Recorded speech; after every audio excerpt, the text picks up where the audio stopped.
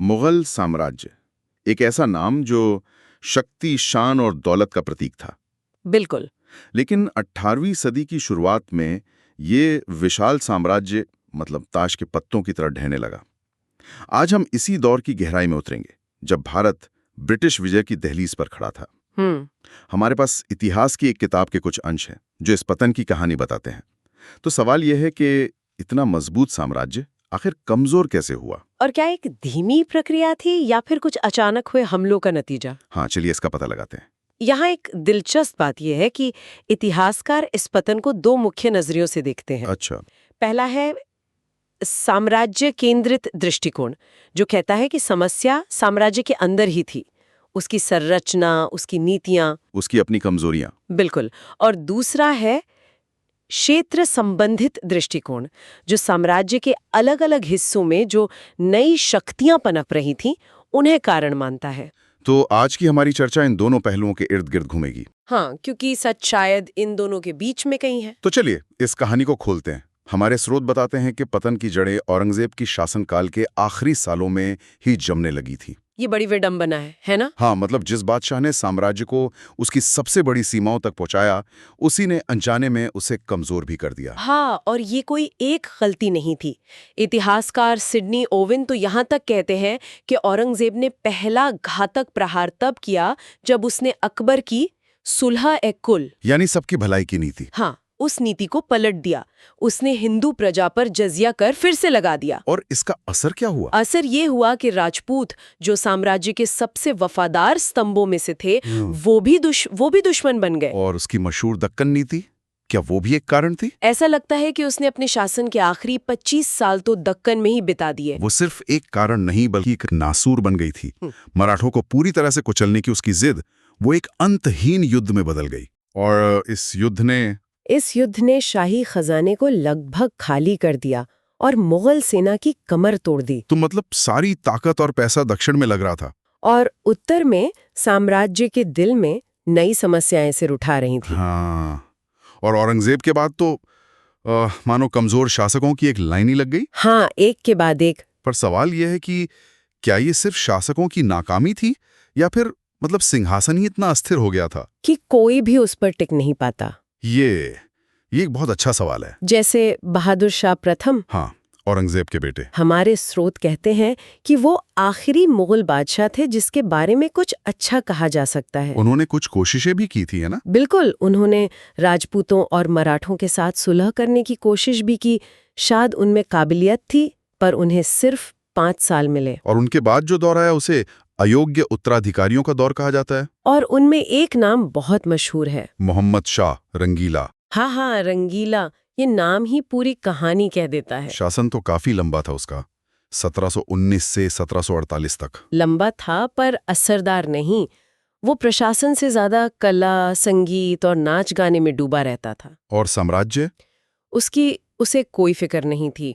और उसी के समय हैदराबाद, बंगाल, अवध, ये सब जो बड़े और अमीर सूबे थे, जो साम्राज्य की रीढ़ थे, एक एक करके लगभग स्वतंत्र राज्यों की तरह काम करने लगे। वे नाम के लिए बादशाह को नजराना भेजते थे, लेकिन असल में अपनी मनमर्जी चलाते थे। मतलब बादशाह दिल्ली में रंगरलियां मना रहा था और साम्राज्य उसके हाथों से फिसल रहा था। बिल्कुल। पर अयोग्यता से भी बड़ी एक समस्या थी। वो क्या? बादशाह के पद की इज्जत का खत्म हो जाना। इसी दौर में एक बादशाह हुए, फर्रुखसियार। उन्हें 1719 में उन्हीं के दरबार के 2 शक्तिशाली अमीरों, सैयद बंधुओं ने पहले उन्हें अंधा किया और फिर मरवा दिया। एक मिनट, क्या दरबारियों ने बादशाह की हत्या कर दी? हाँ, ये तो अनसुनी बात है। इसका मतलब तो ये हुआ कि लाल किले में बादशाह की जान भी सुरक्षित नहीं थी। बिल्कुल। ये मुगल इतिहास में पहली बार हुआ था और ये एक बहुत बड़ा सांकेतिक क्षण था। क्या संदेश क्या है इससे? इसने पूरे हिंदुस्तान में ये संदेश भेज दिया कि अब बादशाह सिर्फ एक कठपुतली है, जिसे कोई भी ताकतवर अमीर, जिन्हें किंग मेकर्स कहा जाने लगा, किंग मेकर्स, वो बना या बिगाड़ सकता है। केंद्रीय सत्ता का जो डर और सम्मान था, वो पूरी तरह से खत्म हो गया। तो साम्राज्य अंदर से ही बिखर रहा था। लेकिन जब घर कमजोर होता है तो पड़ोसी भी नजर रखने लगते हैं। खतरा था और बहुत बड़ा। मुगल शासक अपनी अंदरूनी लड़ाइयों में इतने उलझे हुए थे कि उन्होंने अपनी उत्तर पश्चिमी सीमाओं की पूरी तरह से अनदेखी कर दी। और यही वो इलाका था जहां से हमेशा भारत पर हमले होते आए थे। और इस भूल की कीमत बहुत भारी पड़ी। यहाँ कहानी में नादिर शाह का जिक्र आता है 1739 में। हाँ, फारस का शासक। और ये कोई छोटा मोटा हमला नहीं था, ये एक तूफान था जिसने दिल्ली को हिलाकर रख दिया। करनाल की लड़ाई में। हाँ, जो दिल्ली से ज्यादा दूर नहीं है। नादिर शाह की छोटी लेकिन अनुशासित सेना ने विशाल मुगल सेना को कुछ ही घंटों में हरा दिया। ये मुगल सेना की प्रतिष्ठा के लिए एक जबरदस्त झटका था। और उसके बाद दिल्ली में जो हुआ वो तो और भी भयानक था। उसने दिल्ली में कत्लेआम का हुक्म दिया और शहर को बेरहमी से लूटा। लेकिन ये सिर्फ पैसे की लूट नहीं थी। नहीं, हमारे स्रोत बताते हैं कि वो अपने साथ शाहजहां का बनवाया हुआ मशहूर मयूर सिंहासन, पीकॉक थ्रोन, हाँ, पीकॉक थ्रोन, कोहिनूर हीरा और अनुमान के मुताबिक लगभग 70 करोड़ रुपए की संपत्ति ले गया। 70 करोड़ उस जमाने में, ये तो एक अविश्वसनीय रकम थी। बिल्कुल। ये सिर्फ दौलत की लूट नहीं थी, ये तो मुगल इज्जत की सरेआम लूट थी। ये ऐलान करने जैसा था कि अब इस सिंहासन की कोई हैसियत नहीं बची। तो इतिहासकारों ने इस हमले को कैसे देखा है? इतिहासकार जॉन विल्सन का एक कथन इस हमले के असली महत्व को बताता है। वो कहते हैं कि इस हमले ने भारत की राजनीति को बदल दिया। कैसे? इसने मुगल सत्ता के केंद्र को तोड़कर रख दिया और ये बहुत महत्वपूर्ण है, इसने ईस्ट इंडिया कंपनी के लिए भारत में पहली बार क्षेत्र जीतने का मैदान तैयार किया। अच्छा, तो एक तरह से कहें तो नादिर शाह ने दरवाजा तोड़ा और अंग्रेजों के लिए अंदर आने का रास्ता बना दिया। कह सकते हैं। लेकिन हमले तो इसके बाद भी नहीं रुके। नहीं, नादिर शाह के बाद उसके सेनापति अहमद शाह अब्दाली ने 1748 से 1767 के बीच कई बार हमले किए। और उसी ने 1761 में पानीपत की तीसरी लड़ाई लड़ी। हाँ, जिसने भारत के भविष्य पर बहुत गहरा असर डाला। पानीपत की तीसरी लड़ाई, जिसमें उसने मराठों को हराया, जो उस समय शायद मुगल साम्राज्य की जगह लेने की सबसे बड़ी ताकत थे। बिल्कुल। वैसे ही हमेशा उत्सुकता जगाता है कि पानीपत ही क्यों? भारत की इतनी बड़ी बड़ी निर्णायक लड़ाइयां वहीं क्यों हुई? इसके स्रोत में कई दिलचस्प भौगोलिक और रणनीतिक कारण बताए गए हैं। जैसे? पहली बात तो ये कि पानीपत दिल्ली के बहुत पास था, तो राजधानी से सेना और रसद पहुंचाना आसान था। दूसरा, वहां की जमीन समतल थी, जो उस जमाने की घुड़सवार सेना के लिए एकदम सही थी। और ये ग्रैंड ट्रंक रोड पर भी था, है ना? बिल्कुल, जिससे हमलावरों के लिए उत्तर पश्चिम से सीधा दिल्ली तक पहुंचना आसान हो जाता था। और कोई कारण? हाँ, एक कम ज्ञात लेकिन महत्वपूर्ण कारण ये भी था कि उस इलाके के कारीगर हथियार और युद्ध से जुड़ा दूसरा सामान बनाने में माहिर थे, तो सेनाओं को स्थानीय मदद मिल जाती थी। अच्छा, इसलिए पानीपत बार बार इतिहास का अखाड़ा बनता रहा। तो अब तक हमने देखा कि बादशाह कमजोर थे और बाहरी हमले विनाशकारी थे, लेकिन क्या सिर्फ यही वजह थी? स्रोत इशारा करते हैं कि बीमारी और भी गहरी थी। हाँ, और इन अंदरूनी कारणों को समझे बिना हम पूरी कहानी नहीं समझ सकते। पूरा का पूरा सिस्टम चरमरा रहा था, जड़ें खोखली हो चुकी थीं। तो एक एक करके इन पर नजर डालते हैं। सबसे पहले जमींदार, जो जमीन के वंशानुगत मालिक थे। जब उन्होंने देखा कि दिल्ली में बादशाह कमजोर है, तो उनकी वफादारी बदलने लगी। मतलब? उन्होंने अपनी क्षेत्रीय ताकत बढ़ानी शुरू कर दी और कई तो अपने लिए स्वतंत्र राज्य बनाने के सपने देखने लगे। और फिर एक और बड़ी समस्या का जिक्र आता है, जागीरदारी संकट। ये सुनने में थोड़ा प्रकनीकी लगता है। इसे आसान भाषा में समझते हैं। व्यवस्था ये थी कि मनसबदारों यानी बड़े अधिकारियों और सेनापतियों को उनके वेतन के बदले में जमीन का एक टुकड़ा दिया जाता था, जिसे जागीर कहते थे। सदी तक साम्राज्य में अमीर तो बहुत हो गए, पर उन्हें देने के लिए अच्छी उपजाऊ जागीरें बची ही नहीं। तो ये सिर्फ जमीन की कमी थी या इससे कुछ और भी हो रहा था? ये सिर्फ जमीन की कमी नहीं थी, ये भरोसे का संकट था। जब अमीरों को पता था कि उनकी जागीरें स्थायी नहीं हैं, तो उन्होंने जमीन को बेहतर बनाने में कोई दिलचस्पी नहीं दिखाई। उनका एक ही मकसद रह गया होगा कि कम से कम समय में अपनी जागीर से ज्यादा पैसा निचोड़ लो। वफादारी खत्म हो गई और लूट शुरू हो गई। इसने कृषि और अर्थव्यवस्था दोनों को तबाह कर दिया। और दरबार में अच्छी जागीरों के लिए गुटबाजी और साजिशें होने लगी। बिल्कुल। इसी गुटबाजी ने फिर क्षेत्रीय शक्तियों को उभरने का मौका दिया होगा। निश्चित रूप से, जैसे जाट, सिख और मराठा।